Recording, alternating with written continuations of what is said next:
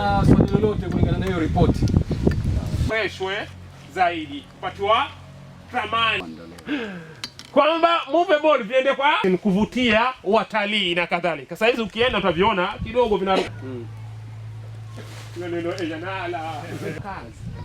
mpaka leo bado kwa pale na pia walifanya ile kamati ilihujumu community. Pia mwananchi, sisi tunapanga jamii, tunatembelea kila kijiji, tunawaelimisha kuhusiana na ile ripoti ya serikali, the advisory report on post mining land use ambayo iliongozwa na Wizara ya Madini.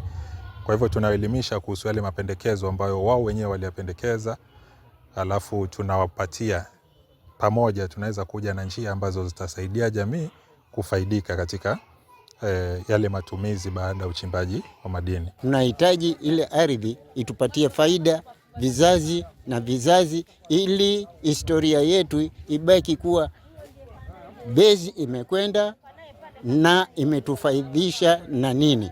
Nilikuwa nikiishi huko kulikochimbwa, nikahamishwa kanunua sehemu nyingine karibu na hapo, si kwenda mbali sana.